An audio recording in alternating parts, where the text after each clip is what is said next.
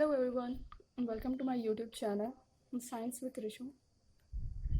कल हम लोगों ने पढ़ा था न्यूट्रिशन इन प्लांट्स। आज का चैप्टर होगा न्यूट्रिशन इन एनिमल्स।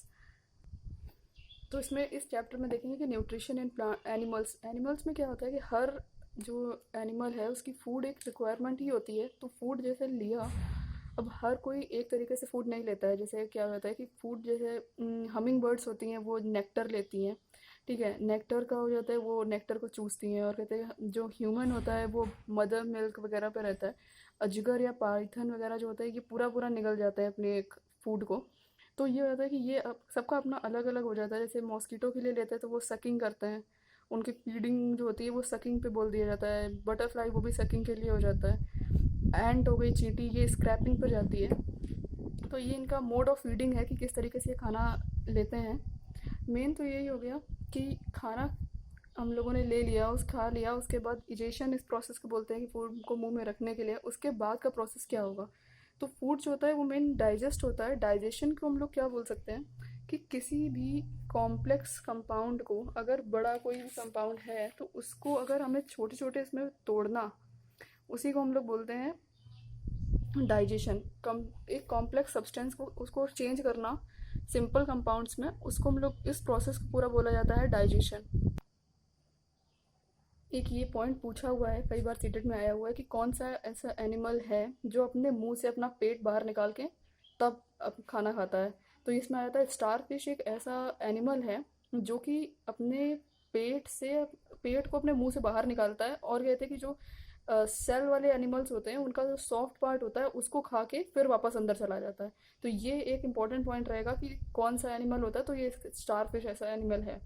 फिर आते हैं हम लोग डाइजेशन ह्यूमन में किस तरीके से होता है, इस प्रोसेस को देखते हैं। अभी ये देखते हैं कि डाइजेशन ह्यूमन में होता किस तरीके से है। तो ये हमारा पहले बकल कैविटी में जाता है। बकल कैविटी ये मुंह वाला पार्ट हो गया जिसमें टीथ वगैरह रहते हैं, तो इसमें इसमें जाता है। उसके बाद ये ओसोफेगस में फूड पाइप बोलते हैं जिसको, इससे जाके फिर कहते हैं स्टमक पे जाता है। स्टमक में जाने के बाद फिर small intestine, then large intestine, और देन रेक्टम से होके जो भी वेस्ट मटेरियल होता है वो निकल जाता है। ये पूरा प्रोसेस होता है। इसी को ये पूरा एलिमेंट्री कैनाल बोला जाता है कि खाना इधर से गया और इसमें फिर इतना प्रोसेस यहाँ पूरा डाइजेस्ट होके फिर वापस जितना भी एक्सक्रीशन होता है और वेस्ट मटेरियल वो सारा का सारा इधर से निकल जाता है। तो एक एक करके इनको हम समझते हैं कि क्या क्या होता है। फिर आता है सबसे पहले, जैसे हम लोगों ने ले लिया बकल कैविटी। बकल कैविटी में क्या हो जाता है कि खाना हम लोगों ने जैसे लिया है, इसमें खाना जो खाया, इस प्रोसेस को ही इंजेशन बोलते हैं। आपने कोई भी फूड लिया उसको खाने को इंजेशन इंजेशन बोला जाता है कि मुंह के अंदर लेने के लिए फूड को। फिर आ जाता है जैसे कि मुंह में क्या होता है, सलाइवा हमारी प्रेजेंट होती है। सलाइवा में कुछ एंजाइम्स होते हैं जो कि खाने को छोटे छोटे पार्ट्स में यार डिवाइड करेंगे ताकि फूड डाइजेस्टिबल हो जाए। तो जैसे कि तुम्हारा क्या हो जाता है, इसमें एंजाइम्स होते हैं, टाइलिन और अमाइलेज होता है। तो ये क्या होता है, टाइलिन और अमाइलेज जो होता है ये हमारे स्टार्च को माल्टोज में कन्वर्ट कर देते हैं। यही धीरे धीरे करके इसे मतलब छोटे छोटे पार्ट्स में इसने कन्वर्ट कर दिया। ये पूरा जो प्रोसेस होता है ये एंजाइम के थ्रू ही होता है, ठीक है। उसके बाद जो हमारा सलाइवा होता है, यहाँ पे ये एक चीज़ देखने वाली होगी कि ये एमाइलेज जो होता है ये स्टार्च को कन्वर्ट करता है, स्टार्च को माल्टोज में, ठीक है। स्टार्च को ये माल्टोज में कन्वर्ट कर देता है। और ये चीज़ देख लेंगे, सलाइवा जो होता है इसका पीएच कितना होता है, तो 6.8 हमारा पीएच होता है। ये एक वीक एसिड की तरीके से काम करता है। अब जब मुंह की बात कर रहे हैं तो माउथ में हमारी टंग होती है। टंग का काम सिर्फ बोलना नहीं होता है, इसका काम होता है जैसे कि फूड आपने रखा है उसको पूरे को सलाइवा में अच्छे से मिक्स करना। ये काम पूरा टंग का हो जाता है। और टंग में कुछ पार्ट्स होते हैं, ये हमारी टंग है। टंग में अपना अलग अलग पार्ट्स होते हैं। जैसे ये आपका अलग पार्ट हुआ, ये इसमें आपको दिख रहे होंगे ये सारे डिवीज़न जो होते हैं ये सारे अलग अलग। जैसे ये हो गया, ये आपका बिटर हो जाता है। बिटर टेस्ट के लिए जो होता है ये डिवीज़न ऊपर वाला। और ये वाले जो हो गए ये साइड वाले ये सॉर के लिए हो जाते हैं। इसके बाद ये इधर वाले ये सॉल्टी हो गया। और सबसे आगे वाला जो होता है ये वाला जो पार्ट दिख रहा है ये स्वीट के लिए होता है, ठीक है। तो ये स्वीट हो गया, ये सॉल्टी हो गया, ये सार हो गया, और ये बिटर वाला पोर्शन हो गया, ठीक है। ये आपका टंग का रीज़न हो जाता है, जो कि टेस्ट बर्ड वगैरह इसमें प्रेजेंट होते हैं ताकि आपको टेस्ट आए कि किस तरीके का क्या खाना है। ये एक पॉइंट है जो कि आया हुआ है कि अगर हम लोग बॉइल्ड राइस ले लें और उसमें पानी मिलाएं और कहते हैं कि पानी के बाद उसमें आयोडीन डाल रहे हैं तो कोई कलर नहीं होगा, उसका कोई कलर नहीं निकलेगा। लेकिन अगर हम लोग जैसे चीव करके थोड़ा सा चबा के चावल, उबला हुआ थोड़ा सा चबा के चावल, उसमें पानी मिला के फिर आयोडीन मिलाते हैं तो वॉयलेट कलर आ जाता है। ये किस वजह से होता है? ये इस वजह से हो जाता है, जैसे क्योंकि जब हमने चीव किया था, चबाया था कुछ भी, तो उसमें सलाइवा मिल गई थी। सलाइवा जब मिल गई है तो उसने आपको स्टार्च को, मतलब इसी वजह से जब आपने इसमें आई2 डाला है तो वॉयलेट कलर आ गया है। इसमें हुआ क्या, तो एक्शन में सलाइवा का क्या हुआ कि उसने स्टार्च को, अभी ऊपर बताया था कि स्टार्च को उसने माल्टोस में कन्वर्ट कर दिया था। ठीक है, in the presence of amylase ले सकते हैं।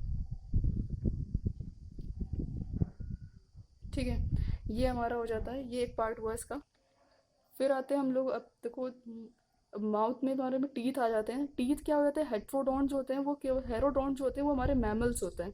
मैमल जितने भी होते हैं वो सारे के सारे हेरोडोंट होते हैं। अब चिड़ियों में देखिए नहीं होते हैं ना दांत वगैरह, तो ये हेरोडोंट या मैमल्स में ही प्रेजेंट होंगे टीथ। फिर इसका जो फॉर्मूला होता है, फॉर्मूले को हम लोग लेते हैं आईसीपीएम। आईसीपीएम को एक शॉर्ट फॉर्म एक तरीके से ले सकते हैं। तो आईसी में आपका इंसाइजर ये हो जाएगा, ये कैनाइंस हो जाएगा, ये प्री मोलर हो जाता है और ये मोलर हो जाता है। ठीक है, तो ये आपका आईसीपीएम, आप इससे सीक्वेंस याद रहेगा कि इसके बाद कौन सा आता है, फिर इसके बाद कौन सा आता है, फिर इसके बाद, तो ये हो जाएगा incisor, canines, premolar, then molar. अब क्या होता है कि छोटा बच्चा होता है उसमें अलग होता है, और एडल्ट्स आते हैं तो उसमें दांत अलग होते हैं। तो इसमें जैसे कि छोटे बच्चे में क्या हो जाएगा, 2102, तो ये आपका हो गया ICP और ये M। ठीक है, तो जो सबसे छोटा बच्चा होता है उसमें कौन से दांत मिसिंग होते हैं, तो वो प्री मोलर, ये नहीं होते हैं उसमें। और एडल्ट की बात करते हैं तो फिर ये 21, 23, 2123, ये आपका ये हाफ ऑफ जॉ का है। इतना अपर जॉ का होगा, फिर इतना ही लोअर जॉ का होगा, फिर इसमें भी यही होगा कि इतना ये अपर जॉ का होगा, फिर इसका लोअर जॉ का होगा। तो अगर टोटल देखे जाएं तो बच्चे के जो हो जाएंगे इस हिसाब से अगर निकालेंगे, तो हमारे इसके बच्चों में हमारे कितने दांत होते हैं, बच्चों में हमारे टोटल जो होते हैं वो 20 हो जाते हैं, है ना। और जो बड़े हो जाते हैं उसमें 32।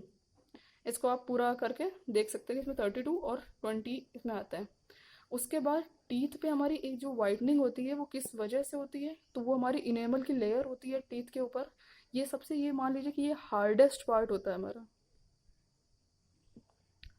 Hardest part of body.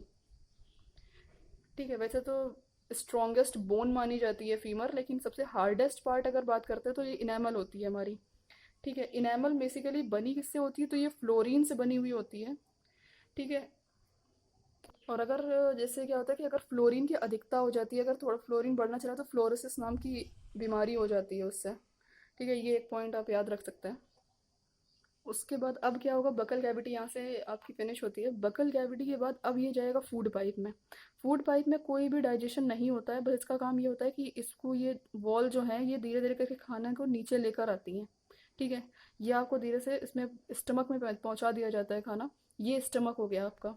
ठीक, स्टमक का मेन क्या होता है, ये यू शेप्ड होता है, ये देखो यू शेप है ये इस तरीके से। स्टमक हमारा क्या होता है, यू शेप्ड होता है। इसमें क्या होता है कि फूड जो होता है, मेन काम क्या हुआ इसमें कि फूड इसमें जैसे यहाँ से आया खाना और इसमें आके फिर स्टमक में आ गया।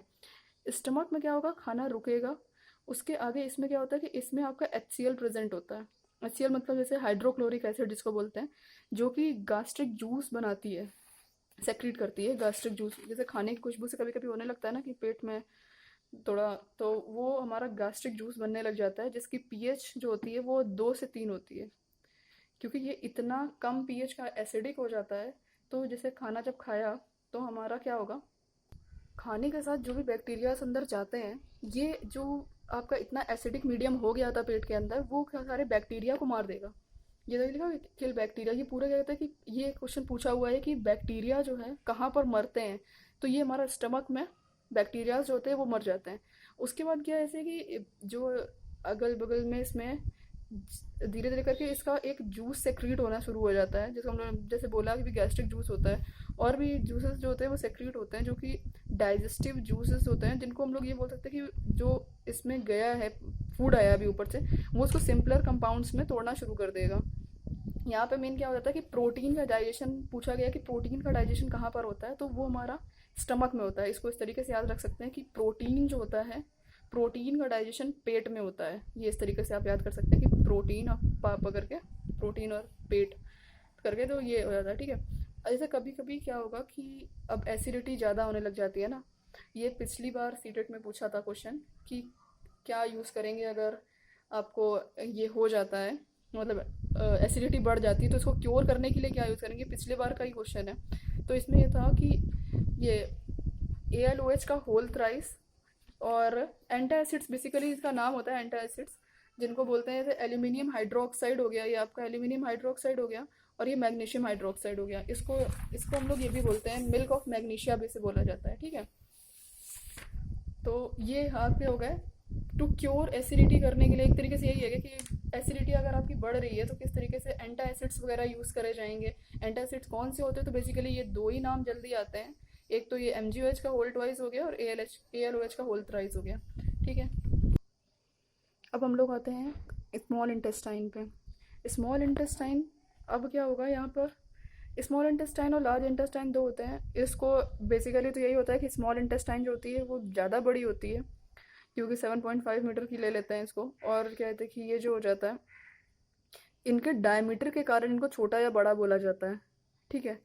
तो ये आपका स्मॉल इंटेस्टाइन की ये लेंथ जो हो जाएगी वो हो जाएगी 7.5 मीटर।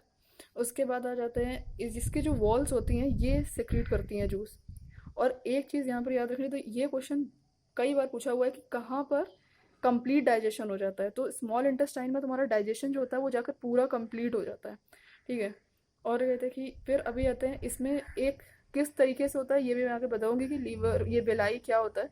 विलाई काफ़ी इंपॉर्टेंट है, अभी ये आगे चल के बता रही हूँ। इसमें